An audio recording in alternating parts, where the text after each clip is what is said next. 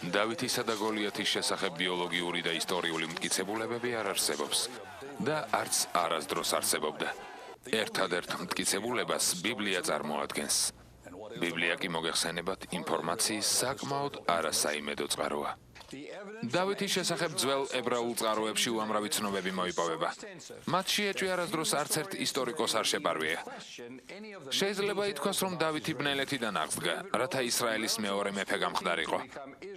მან ისრაელი მდიდარ, ძლევამოსილ სახელმწიფოდ აქცია და დასაბამი დაუდო დინასტიას, რომელიც ქვეყანას 400 წელზე მეტხანს მართავდა.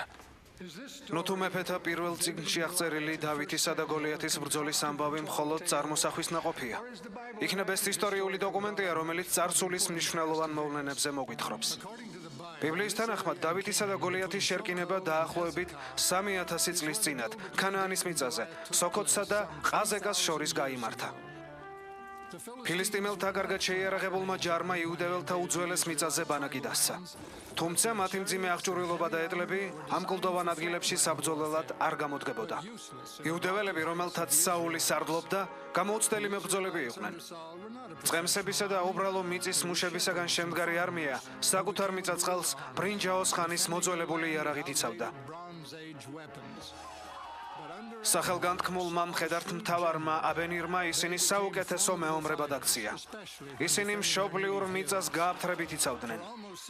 6 კვირა იბრძოდნენ იუდეველები და ფილისტიმელები, მაგრამ ერთმანეთს ვერ სლიეს.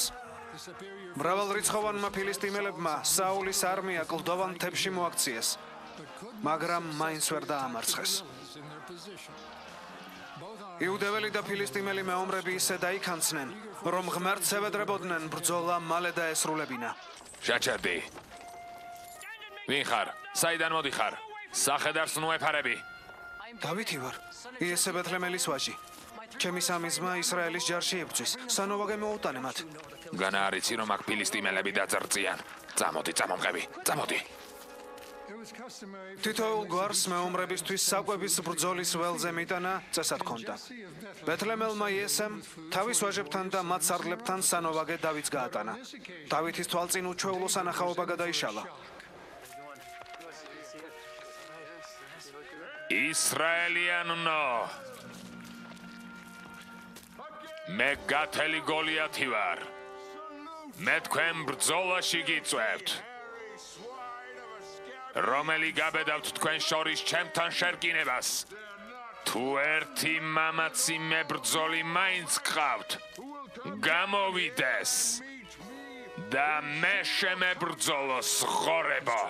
ნამდვილი გოლიათია, ღორებად რატომ მოგვიხსენია? მიმიფურთხებია თქვენი ტომისთვის. თქვენი გაიძვერა მეფისთვის. და მისთვის, ვისაც თქვენი ხალხის ღმერთად მოიხსენიებთ. მიმიფურთხებია. ამბავი გიგანტების შესახებ ბიბლიის ყველაზე სუსტი სიუჟეტია. ბიბლიაში ნათქვამია, რომ გოლიათი და მისი ძმები გიგანტების გვარიდან წარმოიშვნენ. ამ ფაქტს მეცნიერული ახსნა არ მოეძებნება. დამტკიცებულია, რომ არსებობს ბიოლოგიური გენოფონდები, რომელთაც უნიკალური სიდიდის ცოცხალი ორგანიზმების წარმოშობა შეუძლიათ. თანამედროვეობაში ასეთად გვევლინებიან რუანდის მკვიდრი გიგანტები ბატუცის ტომიდან და ჯუჯა პიგმეები კონგოდან. გიგანტიზმის ფენომენს არ უარყოფ. გოლიათური აღნაგობის ადამიანები დღესაც ცხოვრობენ. თუმცა ეს წარსულში გიგანტების არსებობის დასტურად არ გამოდგება. ბიბლიაში ნახსენებია ბუმბერაზი, რეფაიმებისა და ენაკიმების ტომები, რომლებიც ქანაანში ისუ ნავეს მეომრებმა გაანადგურეს. ამ ტომთა ცოცხლად გადარჩენილმა წევრებმა ფილისტიმელებს შეაფარეს თავი. ასეთი ტომების არსებობა არქეოლოგებმა მეცნიერულად დაამტკიცეს, როცა პალესტინაში გიგანტური ზომის ჩონჩხები აღმოაჩინეს. უზარმაზარი, გოლიათური აღნაგობის თეთრკანიანი რეფაიმებისა და ენაკემების გამოსახულება ზოგიერთ ეგვიპტურ ფრესკაზეც შემორჩა. რეფაიმები გოლიათის მშობლიურ ქალაქში გეთაში ცხოვრობდნენ. გოლიათი უშიშარი და უძლეველი მებრძოლი იყო. თუ იუდეურ წრთას ჩვენ საზომ ერთეულს შეუფარდებთ, გამოდის, რომ გოლიათის სიმაღლე 2 მეტრსა და 90 სანტიმეტრს აღწევდა. თუ ქანაანის მიწაზე ბუმბერაზები ცხოვრობდნენ, რაც დამტკიცებულია, რატომ არ შეიძლებოდა ერთ-ერთ მათგანს გოლიათი რქმეოდა? ისრაელელთა მეფე საული საოცარი სიმამაცით გამოირჩეოდა. თუმცა ხანგრძლივმა ბრძოლამ ისიც დაღალა. მისი გამოცდილი და ჭკვიანი მხედართმთავარი აბენირი ისრაელელთა სტრატეგიის განსაზღვრელი გახლდათ. გოლიათი იუდეველებს ყოველდღე უშვერი სიტყვებით ლანძღავდა და საბრძოლველად იწვევდა. დავითმა გოლიათის კვეხნა და წინვა გაიგონა და გული საბრძოლველად აენთო. ვინ არის ეგ წინდა უცვეთელი ფილისტიმელი ჩვენს ღმერთს რომ შეურაცხყოფს? რა ბედი ეწევა კაც რომელიც მას დაამარცხებს?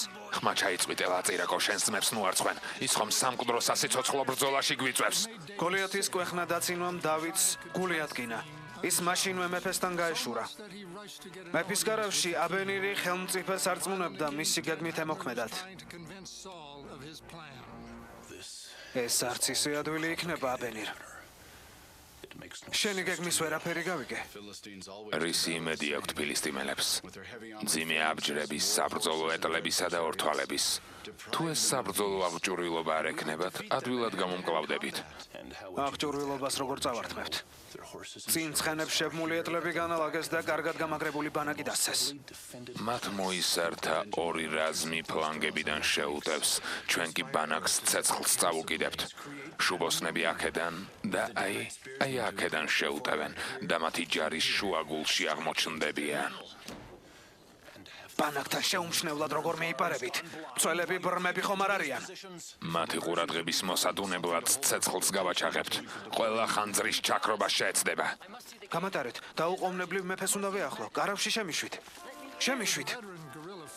ბრძოლაში გამობრძმედილი მეობრები დავითის რისხვამ გააოცა. ყმაწვილი უკან დახევას არ აპირებდა. შემოუშვით.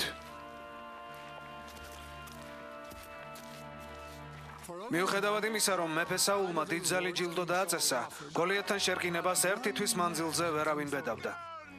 უეცრად მეფეს ჭაბუკი გამოეცხადა. მეფე გაოცებას ვერ მალავდა. აღრისთვის მოხვედი. დიდო მეფეო, ნორვის გული ნუ შეტრგება. მე შენი მორჩილი შევებრძოლები იმ ფილისტიმელს. გოლიათ შეებრძოლები? ის ჩვენს ღმერთსა და შენ შეურაცხყოფს, დიდო ხელმწიფევ. როცა მამაჩემის ფარას დათვიან ლომი დაეცემოდა, უშიშრად ვხოცავდი მათ.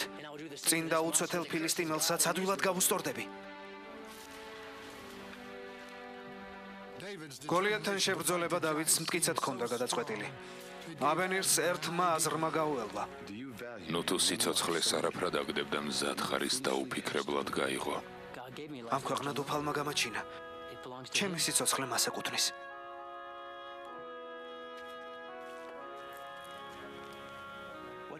თვალებში უცნაური სხივი გიგრთის მამაცო აბენირ. თავად უფალი გვიჩვენებს გამარჯვების გზას დიდო ხელმწიფეო. ამ ისტორიაში მხოლოდ ერთი რამ მაშფოთებს. არც ერთი არმია არ მიანდობს ომის ბედს მხოლოდ ერთ ბრძოლას. პროფესიონალი მეომრები ასე არ ექცევიან. სამკვდრო სასიცოცხლო შერკინება ორ მებრძოლს შორის ძველ სამყაროში ტრადიციად იყო ქცეული. გაუმართლებელი სისხლის ღვრის თავიდან ასაცილებლად ასეთი შერკინებები ხშირად გაუმართავთ. ორთა ბრძოლაში დამარცხებულ მხარეს სწამდა, რომ ეს უფლისნება იყო და ომს აღარ განაგრძობდა. გეშინოდეთ გეთელოთ ზაღლებო. დილით ისრაელიანთა ღმერთი თქვენს წინააღმდეგ თავის გმირს გამოგზავნის. ნუ თუ უფალმა გონება გაუნათა აბენირს. შთააგონა ძლევა მოსილ გოლიათთან საბრძოლველად გამოუცდელი ყმაწვილი გამოეყვანა. მსგავს მანევრს ფილისტიმელთა ყურადღების მოდუნება შეეძლო. ასეა თუ ისე აბენირმა დავითს ორთა ბრძოლის გაჭიანურება დაავალა. ყველაფერს ისე გავაკეთებ, როგორც მიბრძანე. ურჩხულთან შერკინებას არ ვიჩქარებ. ვეცდები მოვქანცო. დრო უნდა მოიგო. მისგან თავის შორს დაიჭირე. ვიდრე ჩვენი მოისარნი მათ ფლანგებს ალყაში მოაქცევდნენ. მოიცადე ვიდრე ბუკის ხმას არ გაიგონებ. საული მიხვდა, რომ ჭაბუკს გამარჯვების შანსი არ ჰქონდა. დავითს არწმუნებდა მძიმე აბჯარი ჩაეცვა.